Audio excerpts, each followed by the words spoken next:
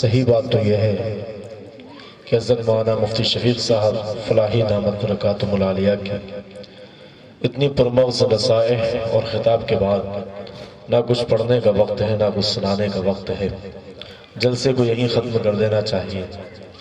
اور یہ پہلی مرتبہ ہے کہ میں اتنی دیر کسی اسٹیج پر بیٹھا رہا، وہ بھی ان نوجوانوں نے وہاں سے مجھے آگے نہیں جانے دیا۔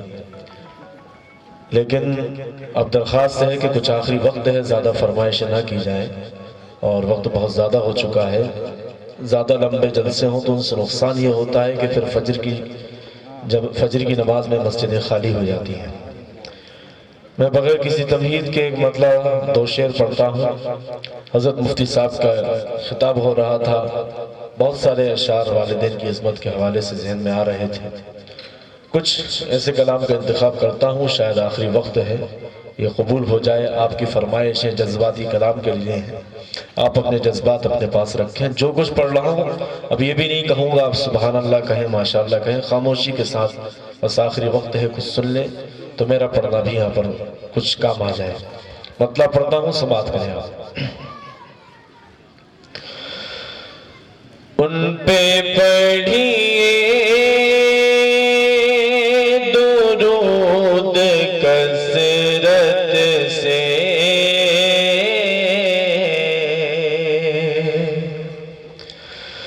ان پہ پڑھیے درود کثرت سے، ہے یقین خواب میں آقا کی زیارت ہوگی۔ ان پہ پڑھیے درود کثرت سے، ہے یقین خواب میں آقا کی زیارت ہوگی۔ ان پہ پڑھیے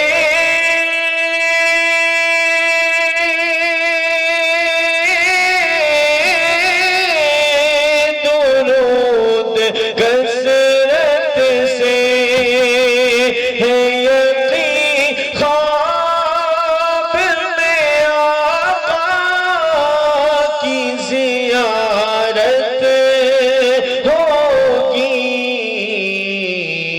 زندگی تم گزارو سنت پہ، میرا ایمان ہے محشر میں شفاعت ہوگی۔ زندگی تم گزارو سنت پہ،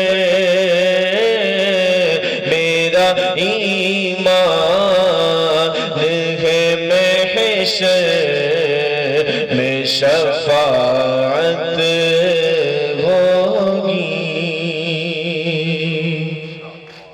میدان محشر کا منظر نفسی کا عالم اپنے ذہن میں رکھیں، لیکن ہمیں اللہ تبارک و تعالیٰ کا جتنا شکر ادا کرنا چاہیے کم ہے کہ ہماری کسی بھی فضیلت کے بغیر اللہ تبارک و تعالیٰ نے ہمیں اس نبی کی امت میں پیدا کیا ہے کہ تمام انبیاء نے بھی جس کی امتی ہونے کی دعائیں کی ہیں، تمنا کی ہیں۔ اب اس امت کی فضیلت میدان محشر میں کیا ہوگی، سماعت کریں۔ زندگی تم گزارو سنت پہ،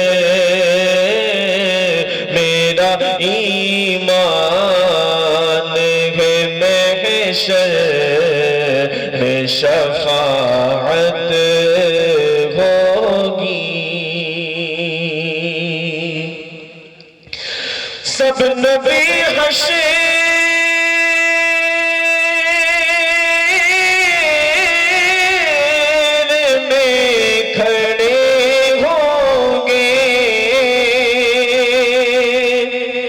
سب نبی حشر میں کھڑے ہوں گے، اور محبوب خدا سجدے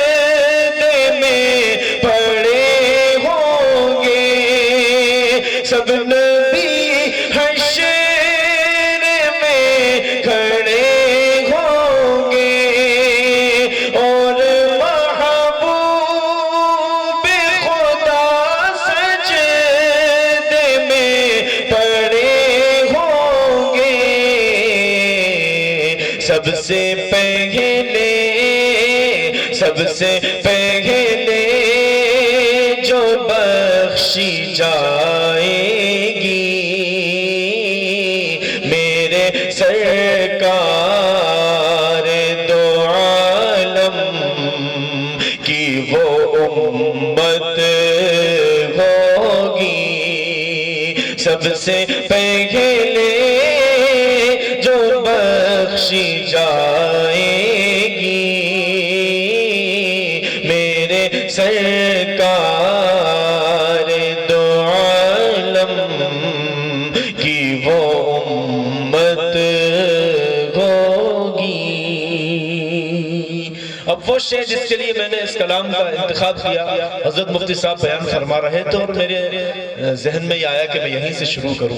یہ شعر بطور خاص نوجوانوں آپ کی نظر کرتا ہوں جن کے والدین حیات ہیں، یقیناً ان کو اپنے والدین کی قدر کرنا چاہیے، کیونکہ جس دن والدین کا سایہ سر سے چلا جائے گا تو سر بے سایہ ہو جائے گا۔ میں ایک شعر پڑھتا ہوں، سماعت کریں گے۔ میرا ایمان ہے محشر میں شفاعت ہوگی، کیوں بھٹکتا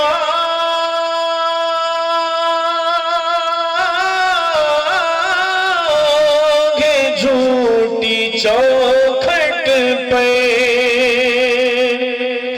در بدر ڈھونڈتا پھرتا کہ تو کیوں جنت کو کیوں بھٹکتا ہے جھوٹی چوکھٹ پہ در بدر ڈھونڈتا پھرتا کہ تو کیوں جنت کو ماں کے قدموں کو چوم لے بڑھ کر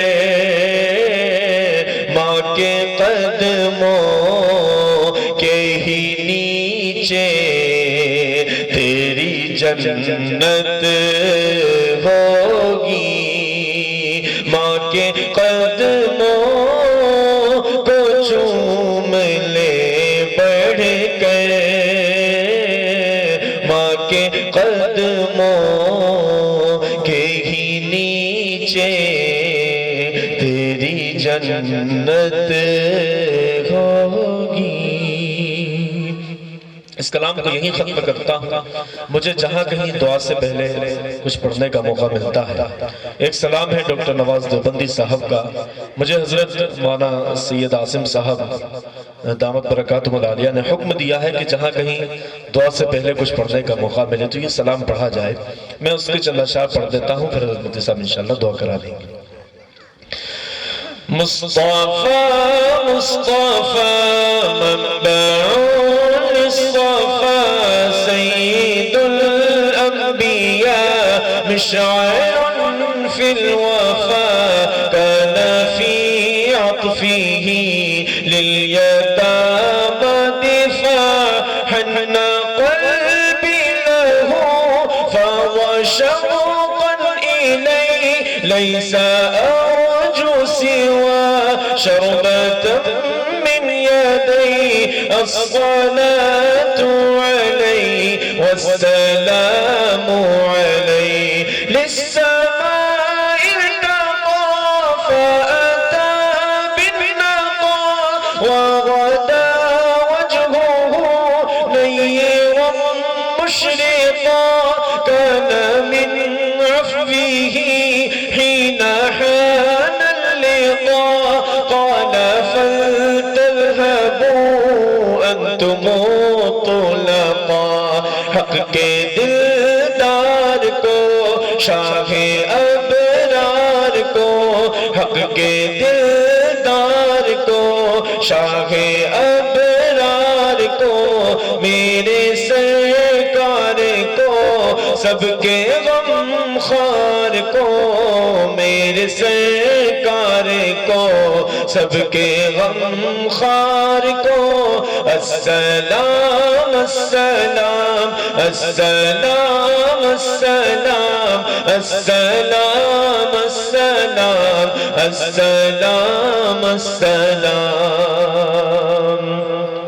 ان کے رخسار پر، زلف خمدار پر، ان کی آنکھوں میں سرمے کی مقدار پر، ان کے قدموں پہ اور دھیمی رفتار پر، ان کے الفاظ کی پیاری مہکار پر، ان کے اخلاق پر، اعلیٰ کردار پر، ان پہ لکھے گئے سارے اشعار پر، ایسے اوصاف و عظمت کے مینار پر روز جاؤں میں قربان سرکار پر، ان پہ پڑھتا رہوں بس درود و سلام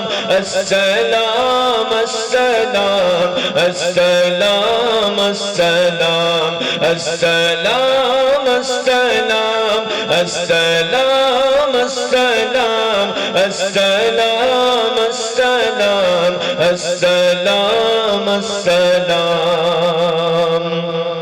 ان کے اطوار کو، اعلیٰ کردار کو، نرم گفتار کو، تیز رفتار کو، آمنہ مائی کو، آپ کی دائی کو، بوڑھی ہمسائی کو، ہر شناسائی کو، ماں کی ممتا کو، جنتی پاؤں کو، پیاری کی چھاؤں کو، امتی ماں کو، عشق کے فخر کو، علم کے قصر کو، پیکرے صبر کو، بنت بو بکر کو، ناز بردار کو، ان کے غم خار کو، چار کے چار کو، یعنی ہر یار کو، ان کے دلدار کو، عاشق زار کو، زانو یار کو، یار کو غار کو، ہوش کی آپ کو، جوش کی تاب کو، عدل کے باب کو، ابن خطاب کو، مال کو، جان کو، دست فیضان کو، ابن عفان کو، حضرت عثمان کو، تیر و تلوار کو، فتح بردار کو، عزم کرار کو، ان کے گھر بار کو، فکر و